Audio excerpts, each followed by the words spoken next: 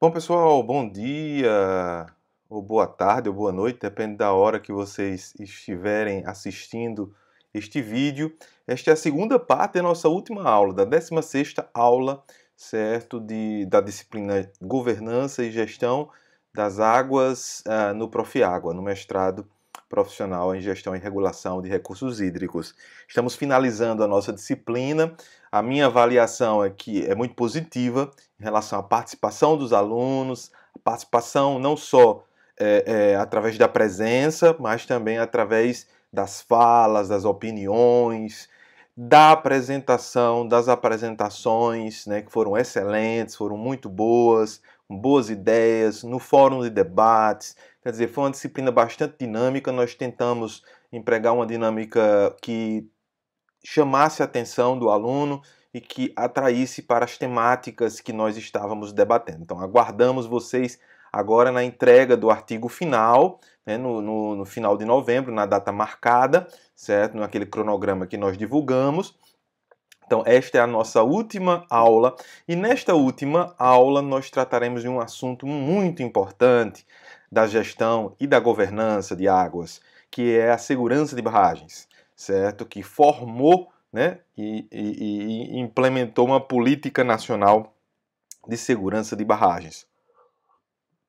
Um assunto muito delicado, muito importante, certo? Para nossas áreas de estudo e de trabalho, e que tem relação, sim, com cada estado, né, Ceará, Paraíba, Pernambuco, representado aqui por vocês, alunos que fazem parte do Profiágua. Tem relação conosco do semiárido, sem dúvida alguma. Depois da vinheta, teremos o início da aula. Bom, pessoal, vou projetar aqui, vamos começar a nossa aula da Política Nacional de Segurança de Barragens. Bom, quando se fala em segurança, não é, a gente fica logo assim, né, com a pulga atrás da orelha. Né? Segurança, segurança por quê? Para quê? Qual o risco efetivamente envolvido? Nós começamos, pelo menos eu me pergunto, né? Não sei se vocês se perguntam, mas eu me pergunto, segurança de quê? Por quê? Para quê? Né?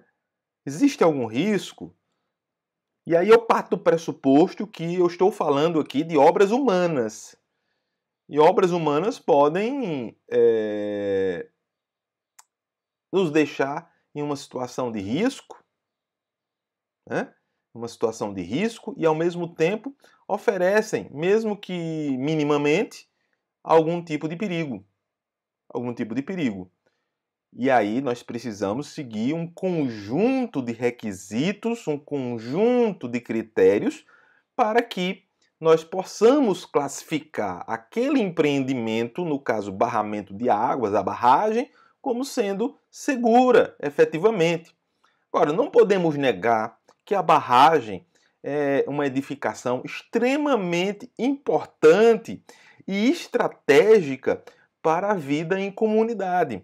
É através dela que nós acumulamos água, nós produzimos energia, nós usamos essa água para a agricultura, para a sobrevivência humana, para a acumulação de rejeitos industriais, rejeitos minerários. Então, a barragem, ela serve também para prevenir contra desastres. Então, depois da agricultura, acredito que a barragem foi uma das grandes invenções humanas. Né? Reservar água, acumular água num determinado espaço é fundamental para o desenvolvimento de atividades econômicas, para a fixação da população, para o crescimento de comunidades. Então, foi uma invenção extraordinária da humanidade. Então, as barragens vão servir para tudo isso que eu já falei: abastecimento humano, geração de energia, agricultura, acumulação de rejeitos, prevenção de desastres, navegação, aquicultura, acumulação de rejeitos industriais e até mesmo o lazer, a recreação, sem dúvida alguma.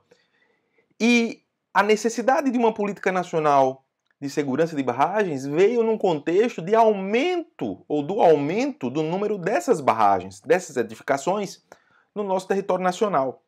Veja que a lei é de 2010, a lei que instituiu a Política Nacional de Segurança de Barragens, de 2010. 3 anos após a Política Nacional de Saneamento Básico, certo? Quer dizer, 10, 13 anos depois da 9433, da Política Nacional de Recursos Hídricos. E ela complementa esse ciclo aí de governança e gestão de recursos hídricos. E ela veio justamente antes dos grandes desastres, como Brumadinho e Mariana, em Minas Gerais. O rompimento de barragens de rejeito. Certo? Mas é uma lei paradigmática, importante. Mas ela vem comprovar que a lei somente não basta. Se houve o rompimento de Mariana, de Brumadinho, alguma coisa errada estava acontecendo e está acontecendo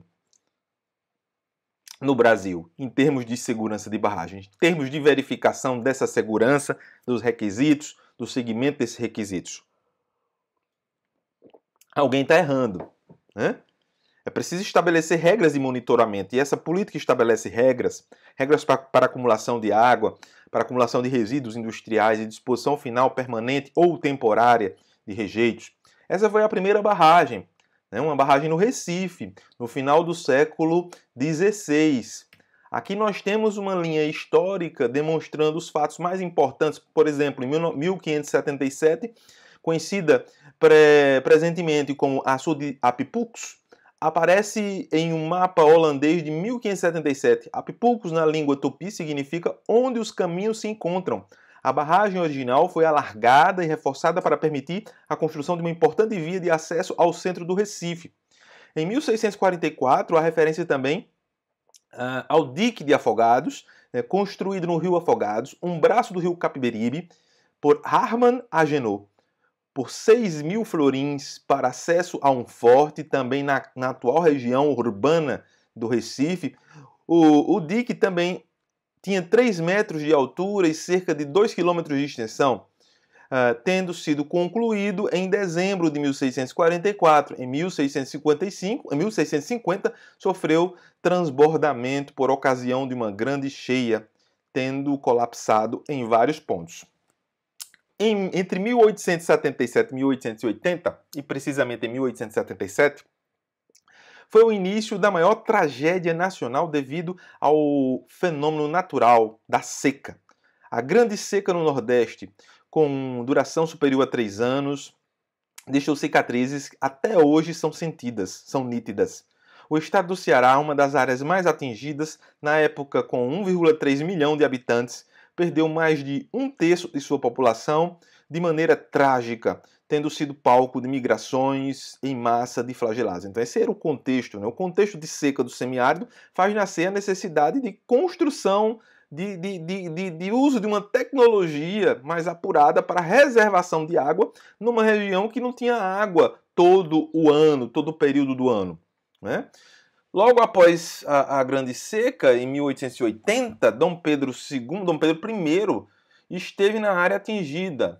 Nomeou uma comissão para recomendar uma solução para o problema das secas no Nordeste. As principais recomendações foram a construção de estradas para que a população pudesse atingir o litoral e a construção de barragens para suprimento de água e irrigação no polígono das secas, cuja área é superior a 950.000 km². Em 1901, a primeira usina da Light entrou em operação no Rio Tietê para suprimento da energia elétrica à cidade de São Paulo, inicialmente denominada Parnaíba e depois Edgar de Souza. A usina, quando inaugurada, tinha 2 megawatts instalados, sua barragem original com 12,5 metros, 2,3 metros de altura, era de alvenaria de pedra construída por grandes blocos de rocha gnássica solidarizadas com argamassa, sendo em grande parte de sua extensão um vertedouro de soleira livre. Em 1906, as primeiras grandes barragens do país foram Cedros, no Ceará, construída em 1906, e Laje, no Rio de Janeiro, que entrou em operação em 1906 com o objetivo de derivar as águas do Ribeirão das Lajes para a usina de Fontes, na época uma das maiores do mundo. E aí, em 1930, somente a partir dessa década é que a indústria de mineração começou a investir na construção de barragens de contenção de rejeitos, com técnicas de captação e maior grau de segurança de maneira similar às barragens convencionais. Em 1950, até esses anos, todas as empresas de energia elétrica eram privadas e as suas usinas eram situadas principalmente nas regiões sul e sudeste.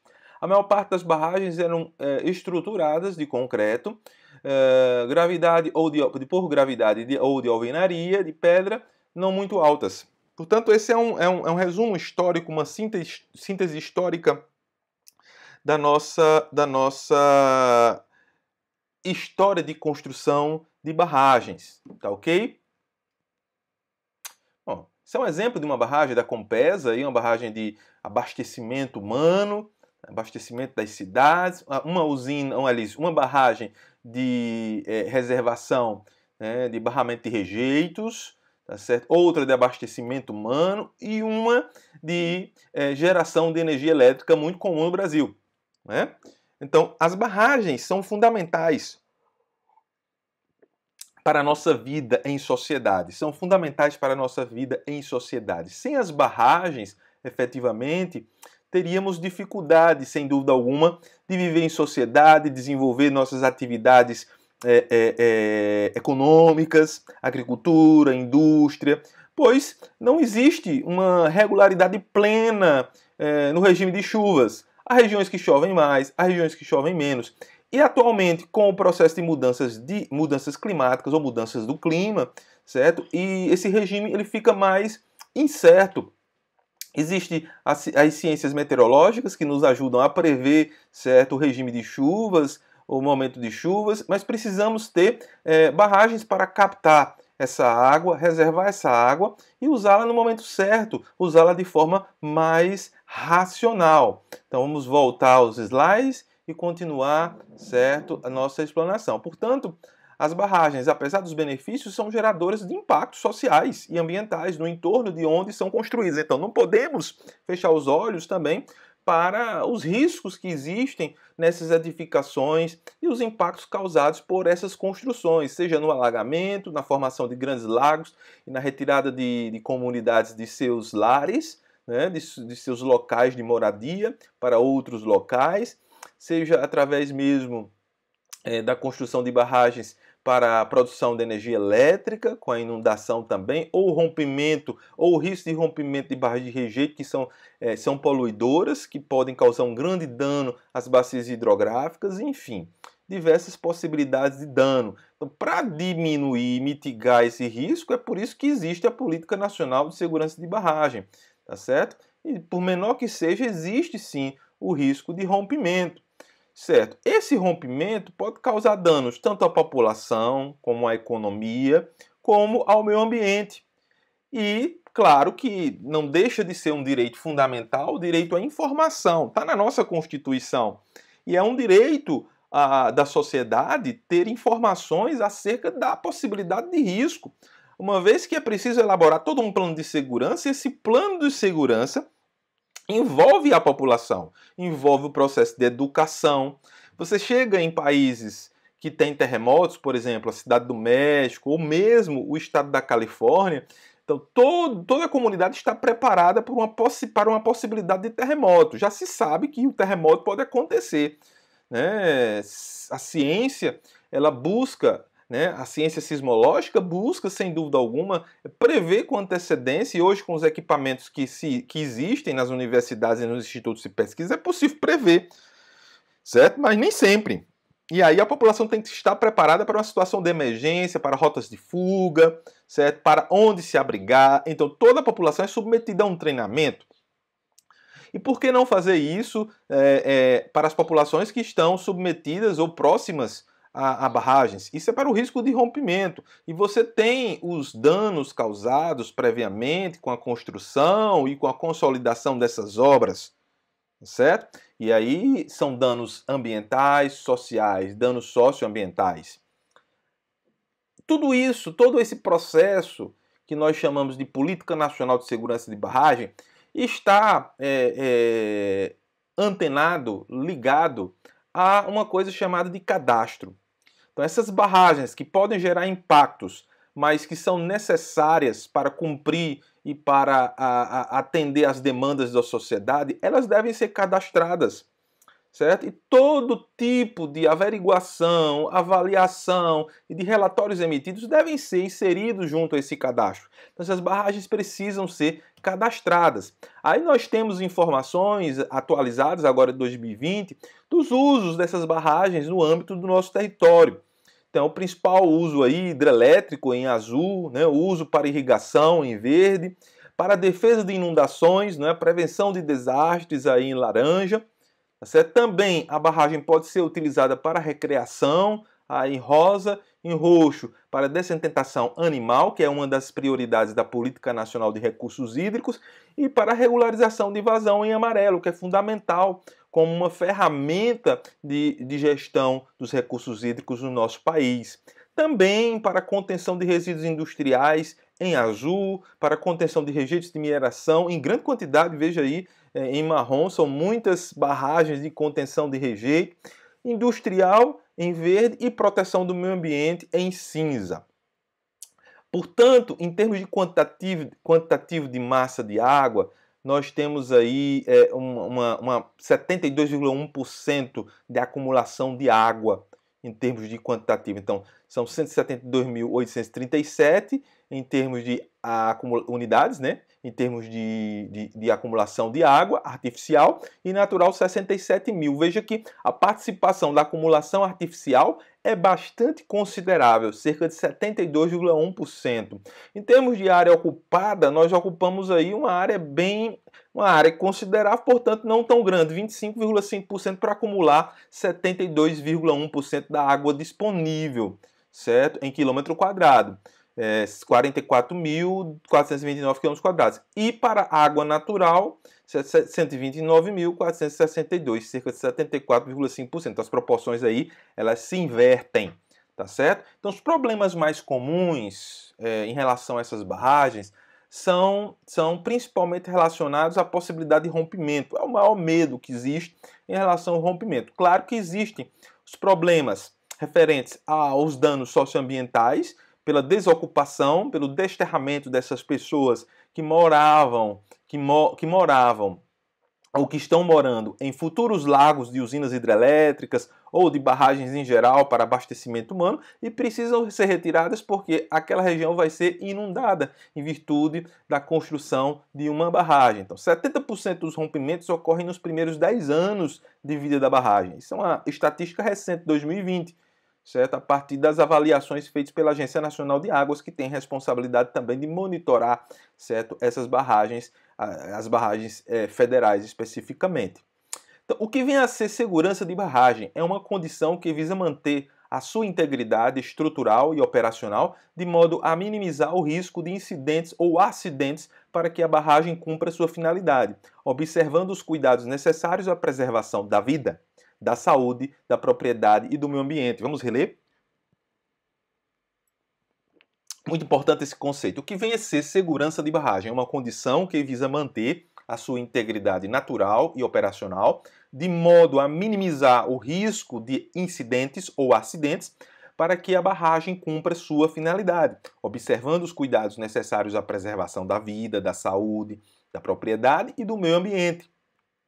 Então, o que vem a ser, portanto, uma barragem segura? Uma barragem segura é uma barragem bem cuidada, na qual esforços, energia, atenção, recursos e profissionais capacitados são direcionados para uma boa concepção, um bom projeto, uma construção que siga as boas práticas da engenharia e para as etapas posteriores à construção. Primeiro, enchimento, manutenção, operação e possível desativação.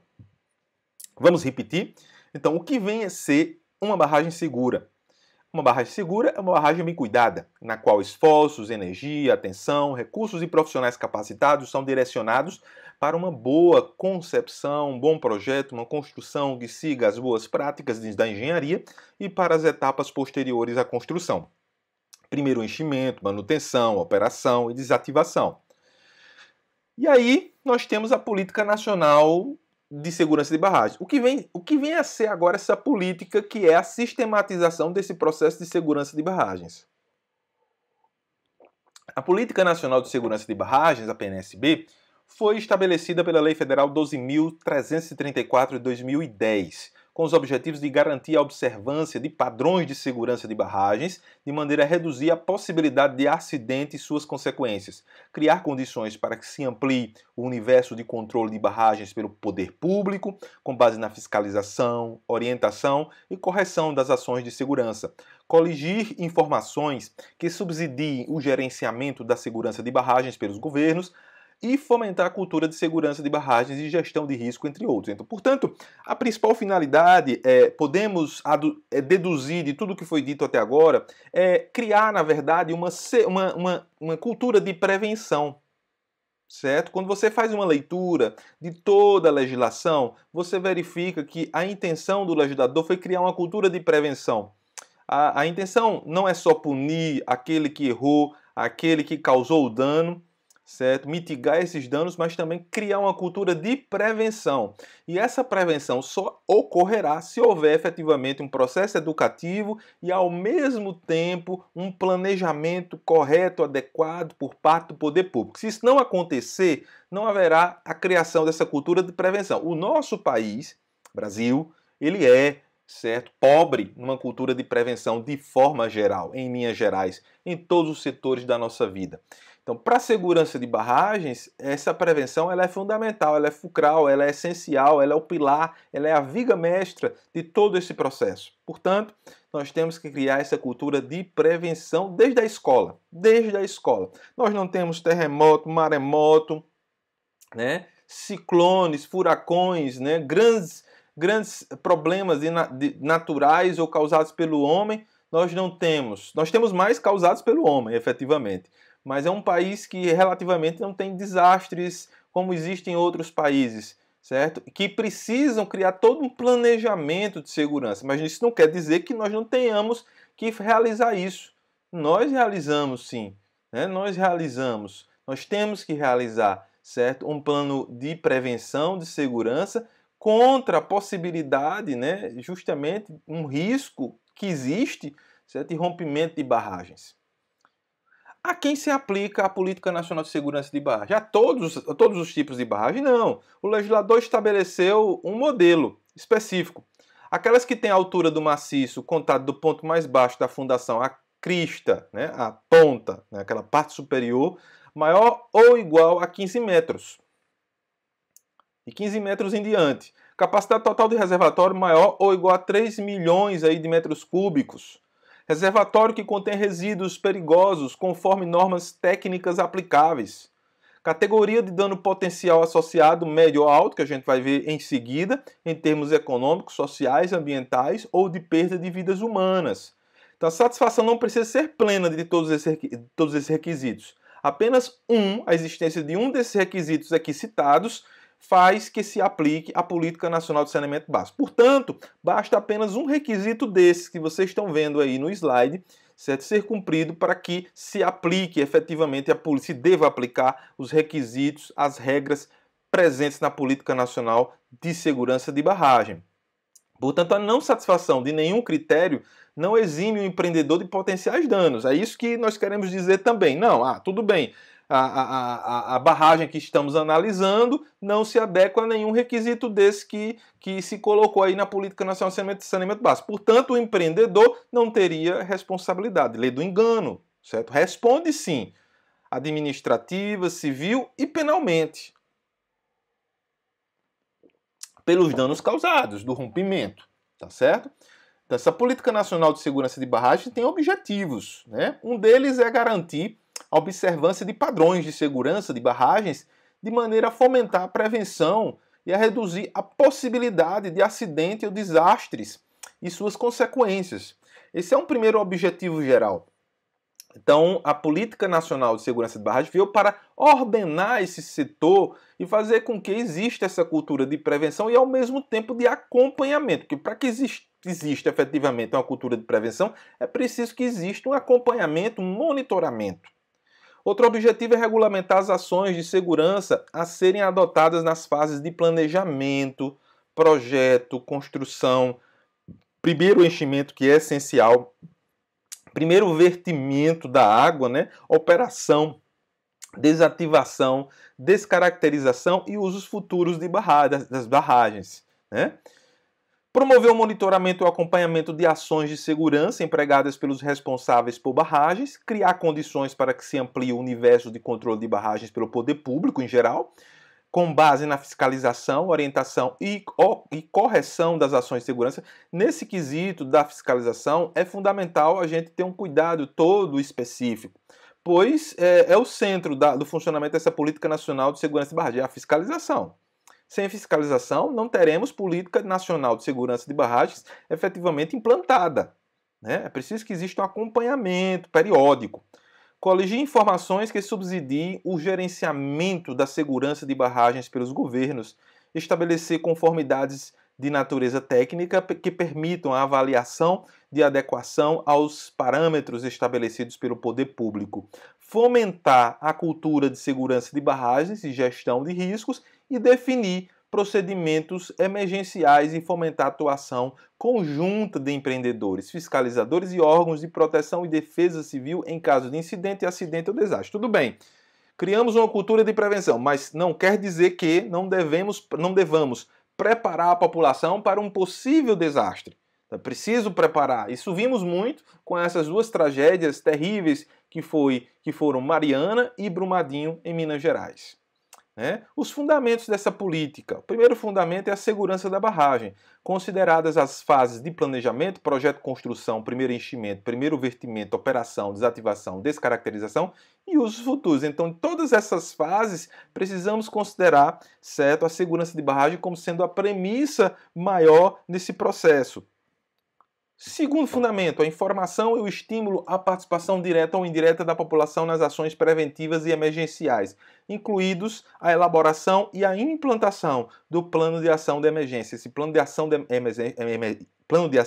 emergência, o PAI, é fundamental, é basilar. E o acesso ao seu conteúdo, ressalvadas as informações de caráter pessoal. Então, a transparência nesse plano é essencial, ele precisa ser divulgado, ele precisa ser praticado. Ele precisa ser inserido na discussão das escolas, certo? Das universidades também.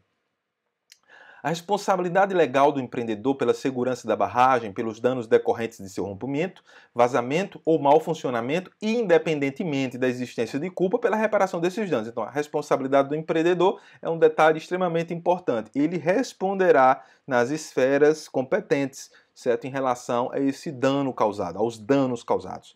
A transparência de informações, a participação e o controle social. Esse tripé é fundamental. Transparência de informações, a participação da população e o controle social, tá certo? É fundamental e isso está inserido na 9433 como base da Política Nacional de Recursos Hídricos que nós vimos nas aulas anteriores. A segurança da barragem como instrumento de alcance da sustentabilidade socioambiental. Então, um rompimento de uma barragem pode causar um dano terrível. Perda de vidas em geral, humanas, certos animais em geral, o ecossistema pode ser destruído. No caso de barragem de rejeitos, uma poluição tremenda pode acontecer. A quem compete a fiscalização efetivamente? Primeiro, aos órgãos componentes do Sistema Nacional do Meio Ambiente, o SISNAMA, que nós já vimos, tá certo? Então, esses órgãos do SISNAMA, como o ICMBio, o IBAMA, os órgãos ambientais dos estados, dos municípios, são fundamentais. O CONAMA, a entidade que outorga o direito de uso dos recursos hídricos. Observado o domínio do corpo hídrico quando o objeto for de acumulação de água, exceto para fins de aproveitamento hidrelétrico. Então, no caso de acumulação de água, então vamos falar das entidades que outorgam, que autorizam a utilização, a derivação dessa água, a retirada, a captação dessas águas. Então, nós vimos que a ANA é a competente, a Agência Nacional de Águas e Saneamento Básico, é competente para outorgar, certo, esse uso de águas em mananciais federais, e os estados possuem os seus órgãos específicos de outorga, né, do uso dessas águas nos mananciais de competência estadual e os mananciais subterrâneos, tá ok? A não ser para fins hidrelétricos, que aí já é uma responsabilidade de outra seara. A entidade que concede, autoriza ou registra o uso de potencial hidráulico para produção de energia elétrica, quando se tratar de uso preponderante para fins de geração de energia. Aí é essa entidade que vai efetivamente outorgar, aliás, que vai ser responsável também por um possível dano. Ela é uma entidade que vai fiscalizar a qualidade dessa edificação, tá ok? A entidade que regula e fiscaliza as atividades minerárias, né, para os fins de disposição de rejeitos, observado o disposto no inciso 5 do caput deste artigo. Então, a Agência Nacional de Mineração, a ANM, não que substitui o DNPM, o Departamento Nacional de Produção Minerária. Hoje nós temos a Agência Nacional Minerária, nós temos que foi criada no governo Michel Temer. Então, essa agência ela é responsável pela fiscalização das barragens de rejeito.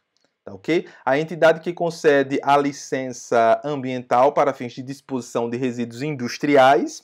A entidade que regula, licencia e fiscaliza a produção e o uso da energia nuclear, quando se tratar de disposição de rejeitos de minérios nucleares, que se utiliza a água, barragens para isso também.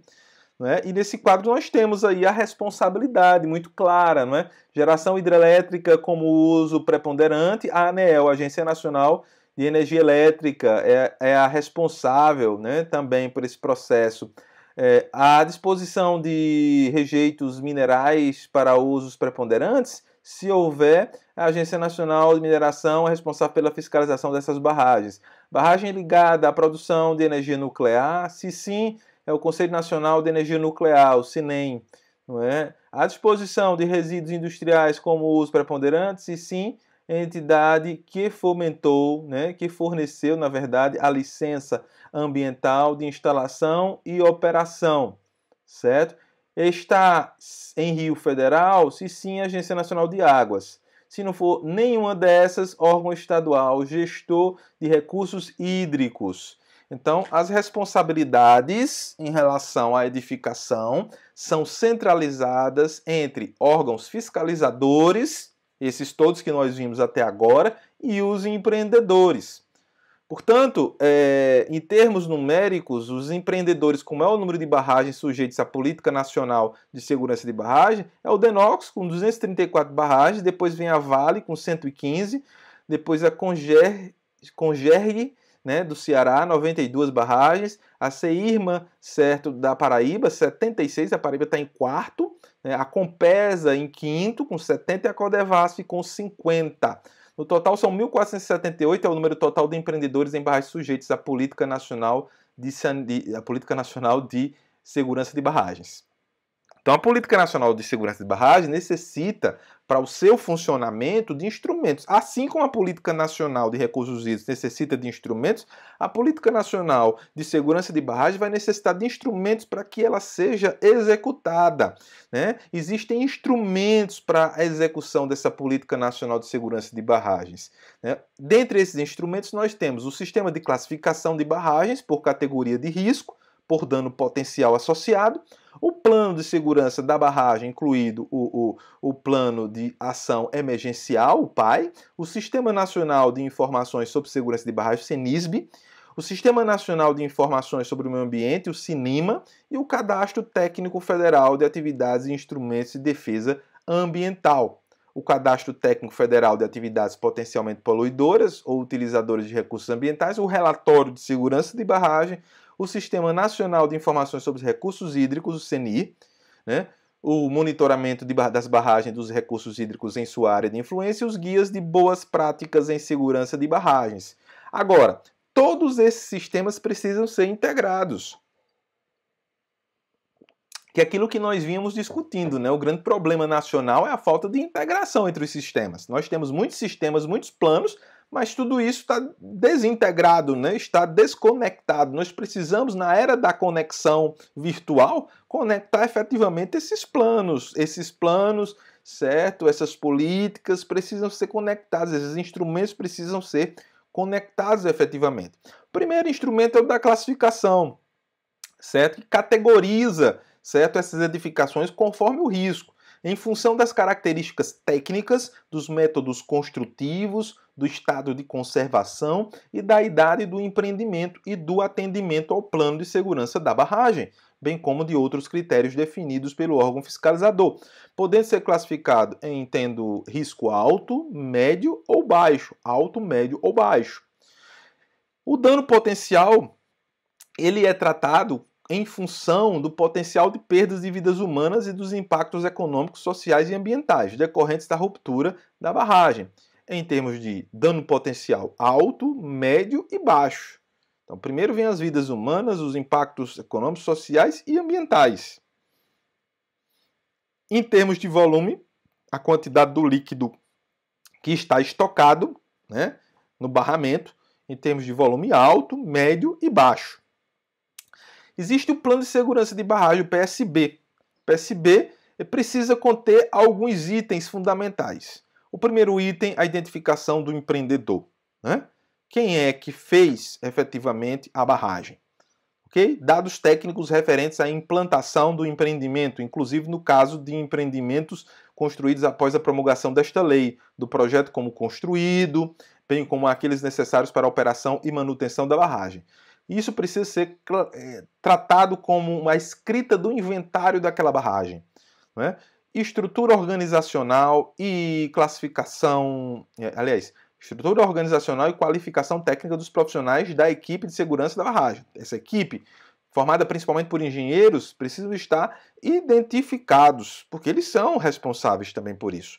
Manuais de procedimentos dos roteiros de inspeções de segurança e de monitoramento e relatórios de segurança da barragem. Então, todo o inventário tem que estar lá, tem que estar tudo escrito, o que aconteceu, tudo extremamente relatado, detalhado, de forma detalhada. Regra operacional dos dispositivos de descarga da barragem, indicação da área do entorno das instalações e de seus respectivos acessos a serem resguardados de quaisquer usos ou ocupações permanentes, exceto aqueles indispensáveis à manutenção e à operação da barragem. Então, a estrutura necessária para a operação da barragem, ela pode ocupar o entorno. Agora, tem que ter cuidado com a ocupação humana, certo? Construção de cidades e comunidades, tá certo?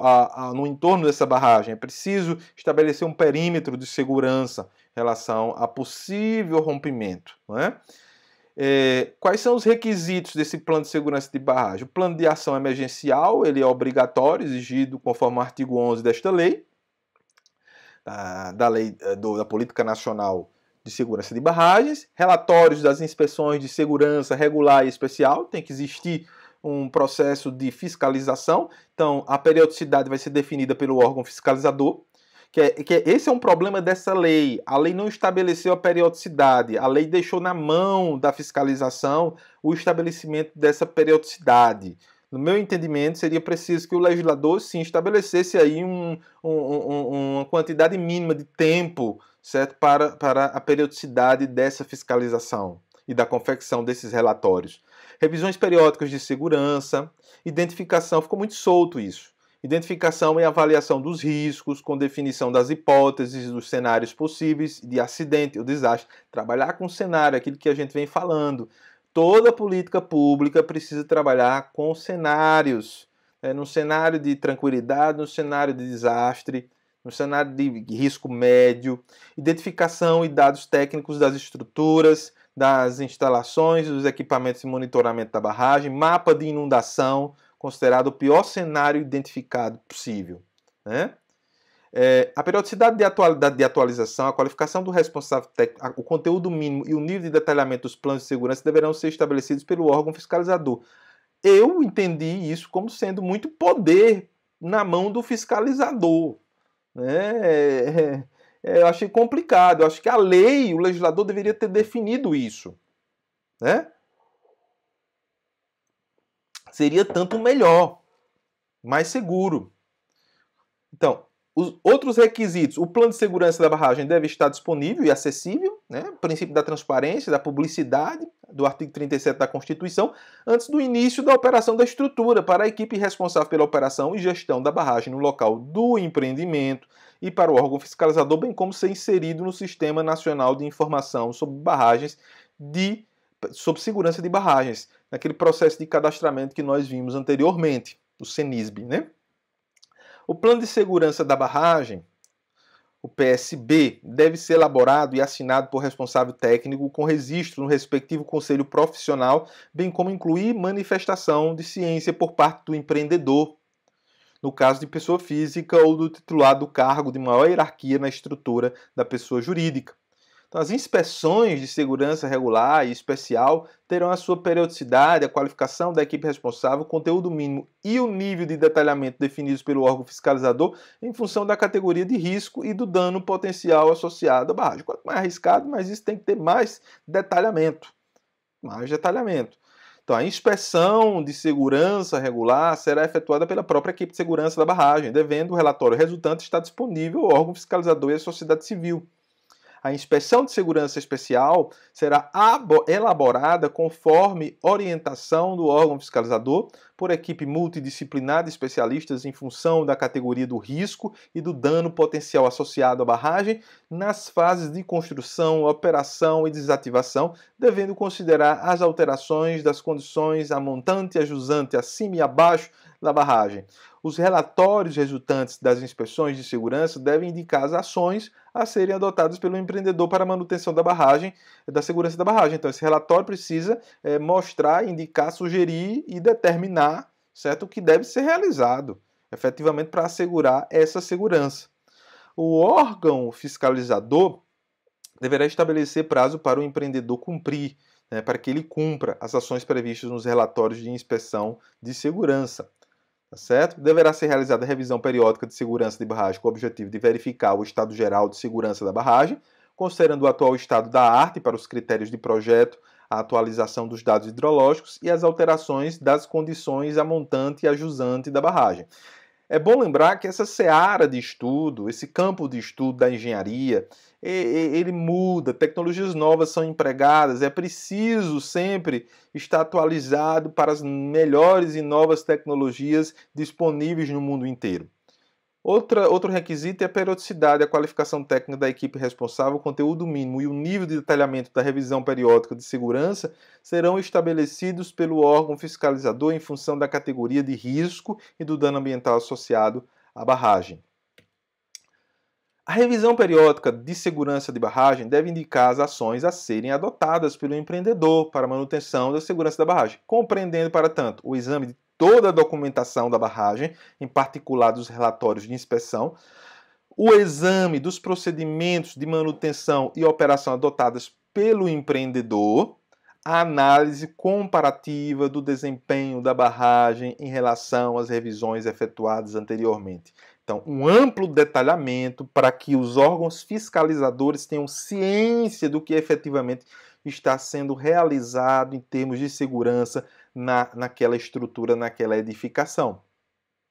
O plano de ação de emergência, que é um item inserido nesse plano de segurança de barragem, o PAI está no PSB, né? O PAI está no plano de segurança de barragem, está inserido no PSB. A elaboração do PAI é obrigatória para todas as barragens classificadas como de médio e alto dano potencial associado,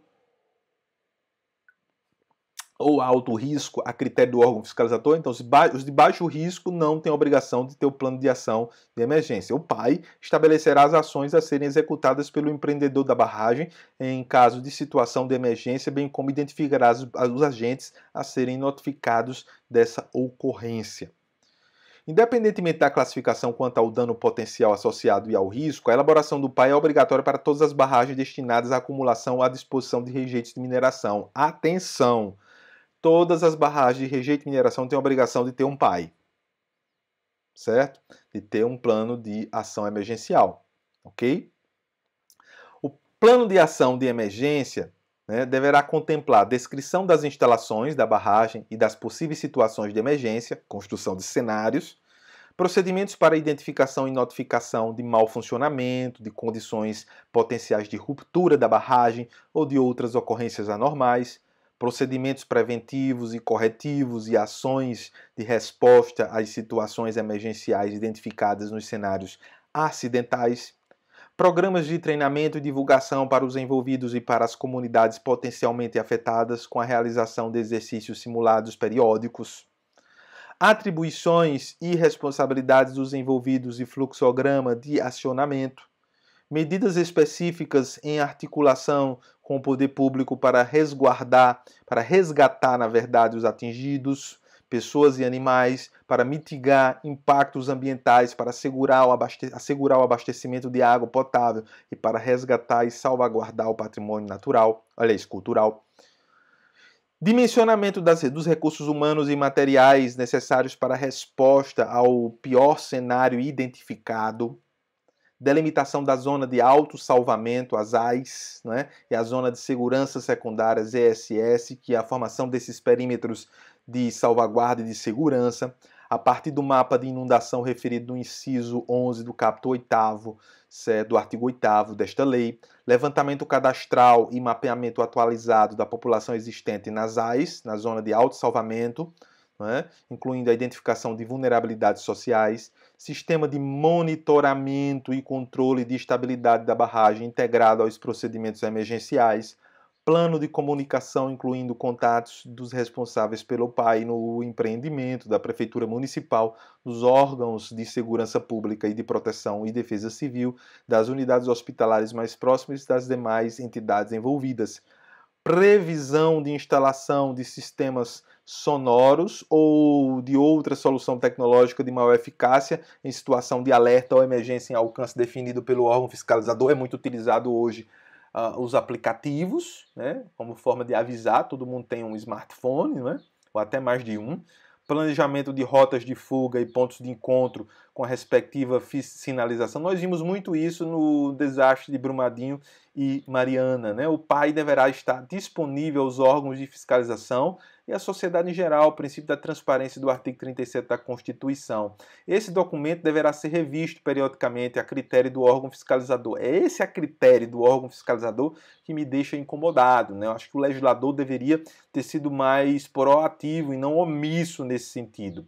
Revisão do PAI poderá ocorrer quando o relatório de inspeção ou a revisão periódica de segurança de barragem assim o recomendar, sempre que a instalação sofrer modificações físicas, operacionais ou organizacionais capazes de influenciar no risco de acidente ou desastre, quando a execução do PAI em exercício simulado, acidente ou desastre indicar sua necessidade, em outras situações a critério do órgão fiscalizador. É preciso se formar uma sala de situação quando o desastre acontecer. Essa sala de situação será instalada em caso de desastre para encaminhamento das ações de emergência e para comunicação transparente com a sociedade. A centralização dessas informações deve estar nessa sala de situação, com a participação do empreendedor, de representantes dos órgãos de proteção e defesa civil, da autoridade licenciadora do CISNAMA, dos órgãos fiscalizadores e das comunidades e municípios afetados. Outro instrumento é o Sistema Nacional de Informações sobre Segurança de Barragem, o CENISB, cuja finalidade é registrar de forma informatizada as condições de segurança das barragens em todo o território nacional.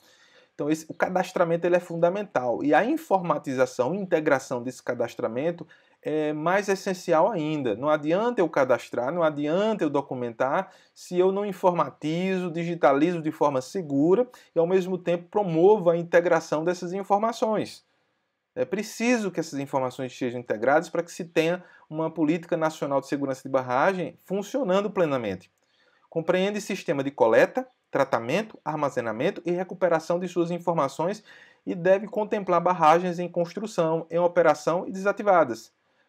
Também tem como finalidade manter informações sobre incidentes que possam colocar em risco a segurança de barragens, sobre acidentes e sobre desastres. Não é? As barragens devem integrar o CENISB até sua completa descaracterização, sua desativação, deixar de ser barragem, por exemplo. É o caso de algumas barragens de rejeito que estão sendo desativadas. O CENISB deve ser integrado ao Sistema Nacional de Informações e Monitoramento de Desastres previsto na Lei 12.608, de 10 de abril de 2012. Esse Sistema Nacional de Informação se rege pela descentralização. A descentralização é fundamental e pelo acesso. A descentralização da obtenção e produção de dados de informação e o acesso a dados de informação garantido a toda a sociedade. Princípio da publicidade, da transparência. Outro instrumento é o da educação e da comunicação. Isso é fundamental para prevenir, certo, a perda de vidas em geral. A Política Nacional de Segurança de Barragem deverá estabelecer programa de educação e de comunicação sobre a segurança de barragem, com o objetivo de conscientizar a população, a sociedade, da importância da segurança de barragens e de desenvolver cultura de prevenção a acidentes e desastres. Então, esse processo da educação e comunicação é a cereja do bolo em toda a criação da cultura de prevenção numa sociedade. Fundamental que a população entenda o comportamento que devem adotar na possibilidade, na existência de um desastre, certo? Até mesmo nas fases anteriores, e como ela deve acompanhar todo esse processo de consolidação dessa barragem. Medidas concretas em termos de educação e comunicação, apoio e promoção de ações descentralizadas para conscientização e desenvolvimento de conhecimento sobre segurança de barragens, elaboração de material didático, cartilhas, cartazes, blogs, sites, manutenção de sistema, aplicativos, manutenção de sistema de divulgação sobre a segurança das barragens sob sua jurisdição, promoção de parcerias com instituições de ensino, pesquisa e associações técnicas relacionadas à engenharia de barragens e áreas afins. Então, a parceria com as universidades e os institutos de pesquisa, ela é fundamental. Disponibilização anual do relatório de segurança de barragens. Competência desses órgãos fiscalizadores que possuem grande responsabilidade em toda a política nacional de segurança de barragens. Primeiro, manter o cadastro das barragens sob sua jurisdição, sob sua responsabilidade territorial, com identificação dos empreendedores para fins de incorporação ao CENISB. O fiscalizador, o fiscal e o empreendedor são duas figuras fundamentais nesse processo. Exigir do empreendedor a anotação de responsabilidade técnica por profissional habilitado pelo Sistema Conselho Federal de Engenharia e Agronomia, o CONFEA, o Conselho Regional de Engenharia e Agronomia, o CREA, dos estudos, planos, projetos, construção, inspeção e os demais relatórios citados nesta lei. Exigir do empreendedor o cumprimento das recomendações contidas nos relatórios de inspeção e revisão periódica de barragens, da segurança dessa barragem. Articular-se com outros órgãos envolvidos com a implantação e a operação de barragens no âmbito da bacia hidrográfica. Exigir do empreendedor o cadastramento e a atualização das informações relativas à barragem no CENISB.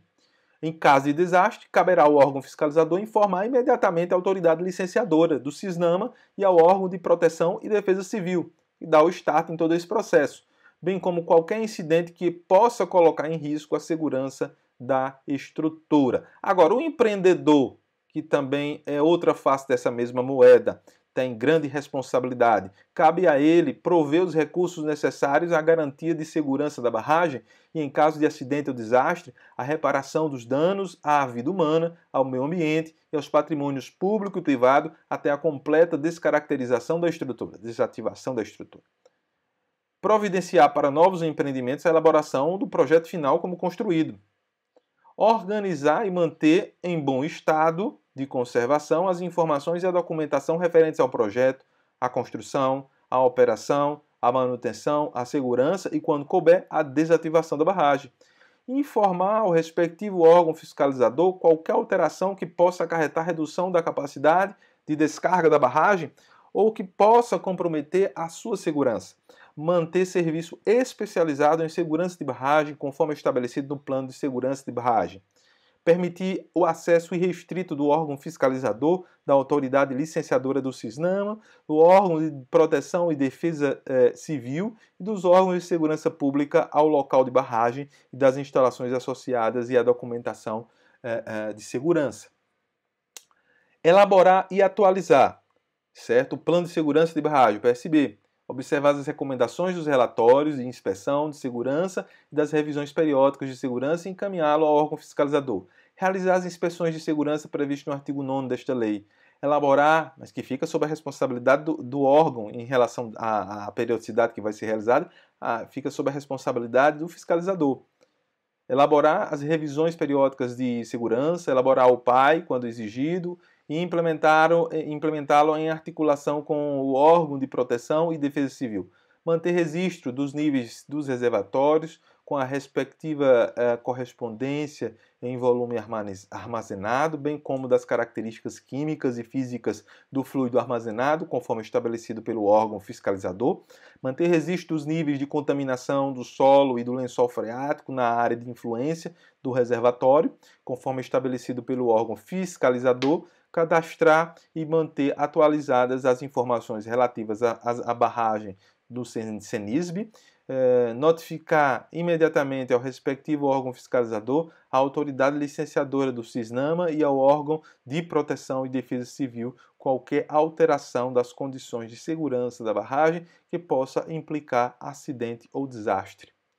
Executar as recomendações das inspeções regulares e especiais, das revisões periódicas, de segurança da barragem, manter o plano de segurança da barragem atualizado e em operação até completa descaracterização da estrutura, elaborar mapa de inundação, quando exigido pelo órgão fiscalizador, avaliar previamente a construção de barragens de rejeito de mineração, as alternativas locacionais e os métodos construtivos, priorizando aqueles que garantam maior segurança, apresentar periodicamente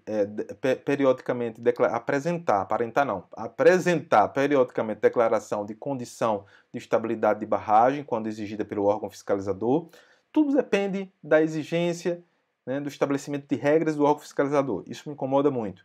Armazenar os dados de instrumentação da barragem e fornecê-los ao órgão fiscalizador periodicamente e em tempo real, quando requerido.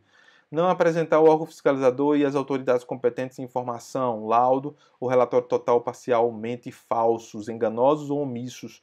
Cumprir as determinações do órgão fiscalizador dos prazos por ele fixados. Então, o poder do órgão fiscalizador é muito grande e a sua discricionariedade também. Então, portanto, é fundamental que o legislador ele estabeleça isso com regras mais fixas, que dê segurança a todo esse processo e dê obrigatoriedade a esse processo de confecção de relatórios, de fiscalizações periódicas. Isso é fundamental. Quanto à responsabilidade do Conselho Nacional de Recursos Hídricos, conforme a Política Nacional de Recursos Hídricos, cabe ao CNRH zelar pela implementação da Política Nacional de Segurança de Barragens, estabelecer diretrizes para a implementação da PNSB, aplicação de seu instrumento e atuação do Sistema Nacional de Informação sobre Segurança de Barragens, o CENISB, e apreciar o relatório de segurança de barragens, fazendo, se necessário, recomendações para a melhoria da segurança das obras, bem como encaminhá-lo ao Congresso Nacional. Bom, em não se cumprindo esses procedimentos, essas obrigatoriedades previstas em lei, há possibilidade do cometimento de infrações penais. Está dito na lei que, sem prejuízo das cominações na esfera penal e da obrigação de, independentemente da existência de culpa, reparar os danos causados, considera-se infração administrativa o descumprimento pelo empreendedor das obrigações estabelecidas nesta lei. A lei estabelece a Política Nacional de Segurança de Barragens, em seu regulamento ou em instruções dela decorrentes emitidas pelas autoridades competentes. Então, o escopo, a possibilidade de infração penal é bem amplo. Os serviços de órgãos fiscalizadores são competentes para lavrar termo de fiscalização e apurar possíveis infrações. Cabe aos fiscalizadores. Então, a independência desses fiscais ela é fundamental. As infrações de que trata este artigo são apuradas em processo administrativo próprio, assegurado o direito à ampla defesa e ao contraditório. As sanções possíveis são essas previstas na lei. As infrações administrativas sujeitam o infrator a uma ou mais das seguintes penalidades: advertência, a menos grave, muito simples, multa simples, advertência, multa simples, multa diária, embargo de obra ou atividade, demolição de obra, suspensão parcial ou total de atividades, apreensão de minérios, bens e equipamentos, caducidade do título, sanção restritiva de direitos. E aí, em relação ao estabelecimento dessa pena, a gradação dessa pena, temos que, para a imposição e gradação da sanção, a autoridade competente deve observar a gravidade do fato, considerados os motivos da infração e suas consequências para a sociedade e para o meio ambiente. Segundo, os antecedentes do infrator quanto ao cumprimento da legislação de segurança de barragens. Terceiro, a situação econômica do infrator, no caso de multa. Em relação às sanções restritivas de direito, que sanções são essas? Essas sanções estabelecidas, vê aqui. Sanções restritivas de direito, certo? Nós temos aqui a possibilidade de suspensão da atividade. Então vamos ver aqui. Eu não coloquei, mas eu vou colocar aqui, né? Já vou citar para vocês diretamente na lei, né? A gente pode verificar diretamente aqui na lei, certo? Política Nacional, a Lei de Política Nacional, Política Nacional, certo? De Segurança de Barragens.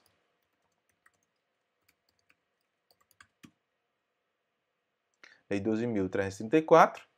Está lá no final da lei, as penas restritivas, né? Está aqui na infração. Então, vamos lá.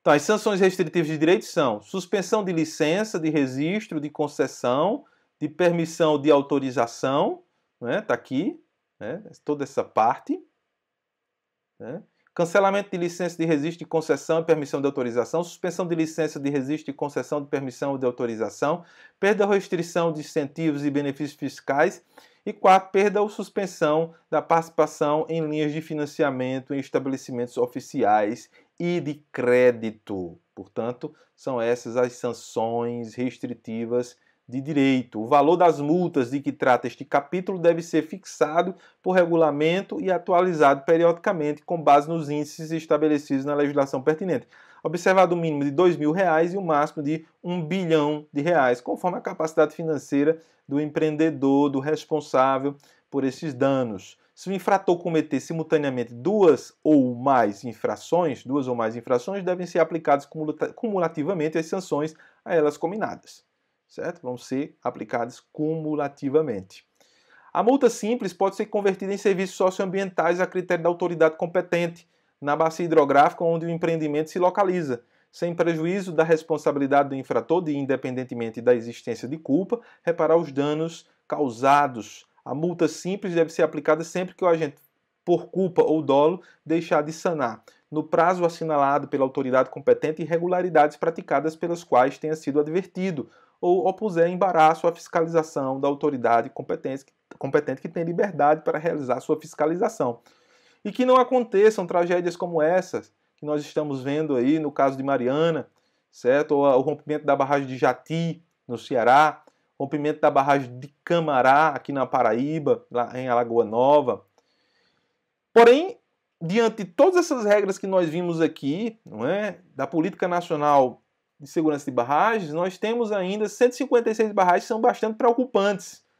Não é? No Piauí, nós temos algumas barragens, 4 barragens, em Alagoas 2 barragens, Rio Grande do Norte 2 barragens, Ceará 3, Paraíba 2, né? São Gonçalo, Engenheiro Ávidos, Pernambuco 1, 2, 3, 4, 5, 6, 7, 8, 9, 10 barragens, um grande risco.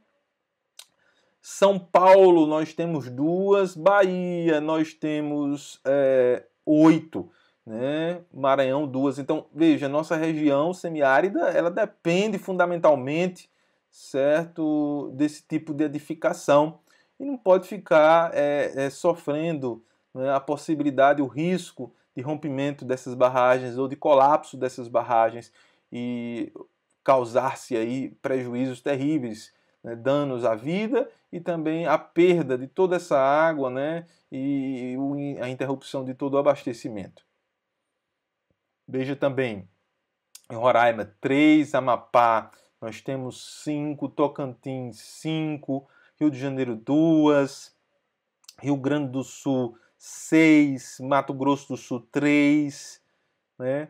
Rondônia nós temos 1, o Amazonas 2, Pará 3, Goiás 2, Acre 2, Espírito Santo nós temos 3, 5. Então foi isso, gente, né? Nós temos uma política nacional de segurança de barragens que é bastante clara quanto às responsabilidades do órgão fiscalizador, dos empreendedores, porém ela é falha, deixando na mão do fiscalizador o estabelecimento de prazos, de regras, não é, específicas que deveriam ter sido traçadas, linhas gerais, na própria legislação de 2010, e não foi. Ainda tem tempo, é possível fazer isso, é possível que nós pressionemos para que essas mudanças sejam realizadas efetivamente na nossa legislação e que nós tenhamos uma legislação cada vez mais eficiente.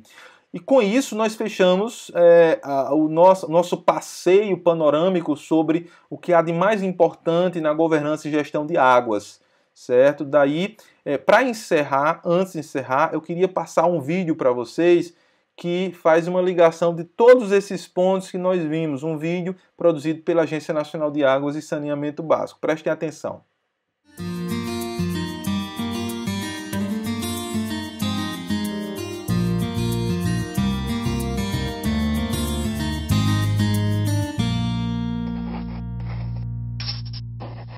A segurança de barragens no Brasil.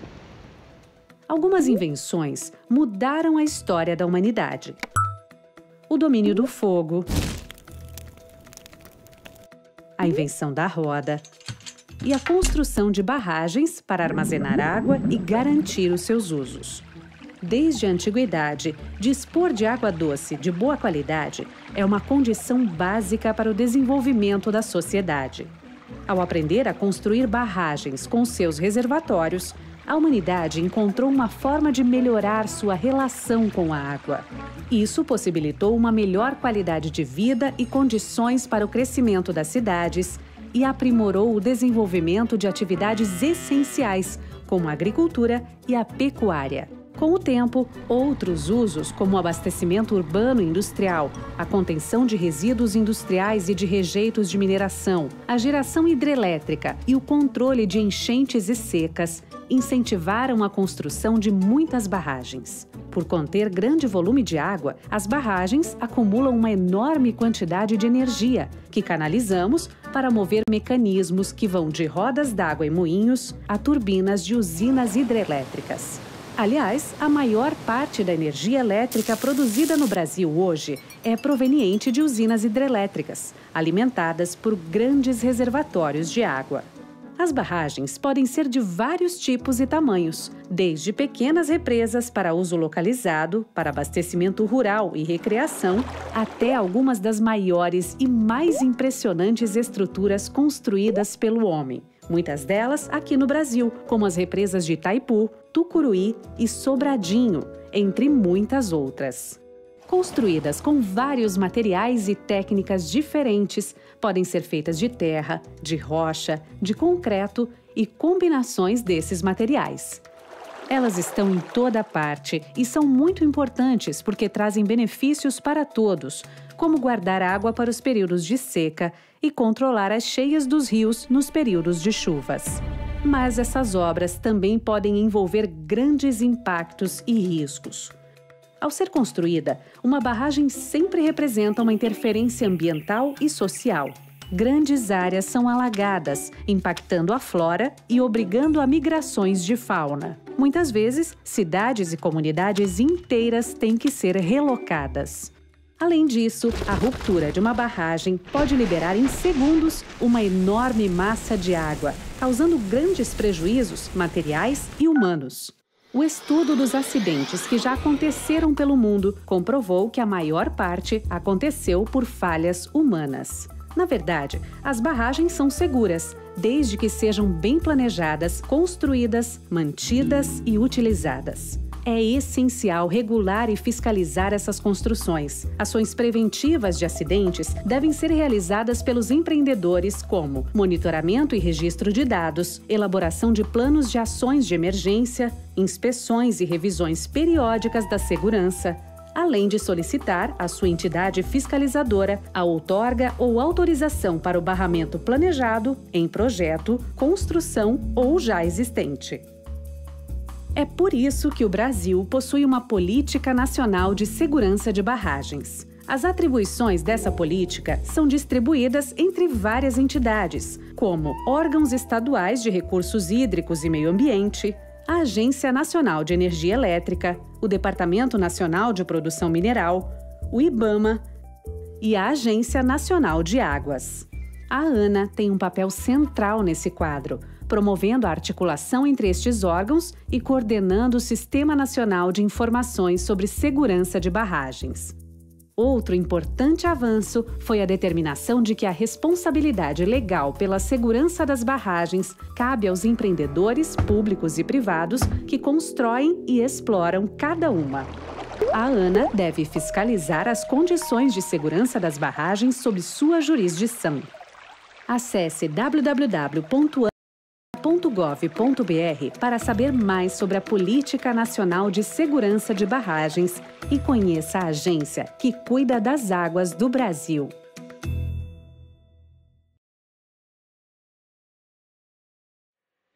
Bom, pessoal, esse foi o vídeo que resume um pouco do que nós vimos aqui nessa disciplina no dia de hoje, na segunda parte da nossa 16ª aula.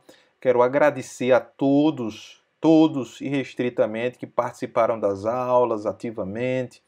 A grande maioria participou efetivamente com perguntas, com opiniões, com posicionamento. Então foi uma turma bastante interessante de pós-graduação, uma das melhores que eu já tive. Então, eu deixo um abraço a todos, tá certo? Estou disponível para tirar dúvidas, a nossa plataforma vai ficar ativa, certo? Então, vocês têm até aquele prazo final de novembro para a entrega do artigo, tá certo? E tenho certeza que será um belíssimo trabalho, tá certo? Que vocês vão encerrar com chave de ouro, certo? A nossa disciplina de governança e gestão das águas. Então, agradeço e espero ter cumprido com a minha finalidade aqui de formar pessoas que efetivamente tenham conhecimento e tenham conhecimento crítico em relação à política nacional de recursos hídricos do nosso país, a governança e gestão de águas do nosso país. Então, um abraço a todos e deixo um até breve a todos vocês. Até!